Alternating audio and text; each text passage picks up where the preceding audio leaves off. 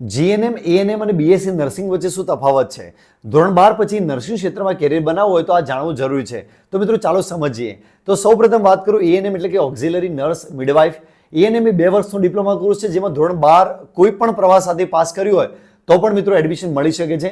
આ કોર્સમાં તમે બેઝિક હેલ્થ કેર, પ્રસૂતિ સેવા અને પ્રાથમિક સારવાર શીખો છો અને ક્લિનિકમાં, પ્રાથમિક આરોગ્ય કેન્દ્ર અને હોસ્પિટલમાં નોકરી મેળવી શકો છો. મિત્રો બીજી વાત કરું જીએનએમ એટલે કે જનરલ નર્સિંગ એન્ડ મિડવાઇફ એટલે કે મિત્રો જીએનએમ એ 3 વર્ષનો ડિપ્લોમા કોર્સ છે જેમાં ધોરણ 12 સાયન્સમાં ઓછામાં ઓછા 40 થી 45% પાસ સાથે તમે પાસ થયેલા હોવા જોઈએ. કેટલીક કોલેજોમાં મિત્રો 12 સામાન્ય પ્રવાહ સાથે પણ પાસ કરેલું હોય તો પણ મિત્રો માન્ય છે.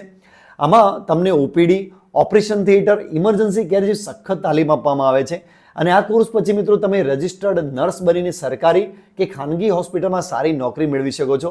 અને મિત્રો છેલ્લે ઇમ્પોર્ટન્ટ એટલે કે ત્રીજી એટલે કે કેરિયર માટે અત્યંત મહત્વનો કોર્સ બીએસસી નર્સિંગ એટલે કે મિત્રો bachelor of science in nursing. તો મિત્રો બીએસસી નર્સિંગ એ 4 વર્ષની ડિગ્રી છે. આમાં એડવાન્સ નર્સિંગ, મેનેજમેન્ટ રિસર્ચ અને હેલ્થ એજ્યુકેશન શીખવાય છે અને આ કોર્સ કર્યા પછી મિત્રો તમે હોસ્પિટલમાં સ્ટાફ નર્સ તરીકે, આઈસીયુ નર્સ તરીકે, ઇમરજન્સી કેર નર્સ તરીકે નોકરી મેળવી શકો છો. અને મિત્રો સિવિલ હોસ્પિટલ, પ્રાથમિક આરોગ્ય કેન્દ્રો અને સામૂહિક આરોગ્ય કેન્દ્રોમાં સરકારી નોકરી મેળવી શકો છો. અને સાથે સાથે મિત્રો ગવર્મેન્ટ ઓફિસર તરીકે નોકરી એટલે કે જેમ કે જીપીએસસી દ્વારા તમે nursing officer, CHO community health officer વગેરેમાં નોકરી મેળવી શકો છો. મિત્રો વિદેશ જવાની તક પણ મિત્રો સારી છે.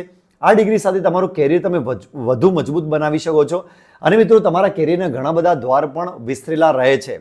મિત્રો સરકારી નોકરી હોય કે ખાનગી ક્ષેત્ર હોય, વિદેશ જવું હોય તો દરેક જગ્યાએ આ ડિગ્રીમાં મિત્રો સારા સ્કોપ છે. તમારી આવક પણ એકદમ મજબૂત થશે અને વધુ થશે. તો મિત્રો આ માહિતી તમને સારી લાગી હોય તો અત્યારે જ વિડીયોને લાઇક કરી દેજો અને આવી સરસ મજાની માહિતી જાણવા માટે આ ચેનલને મિત્રો ફોલો કરી દેજો. તમારા મિત્રોને શેર કરવાનું ભૂલતા નહીં. Thank you so much.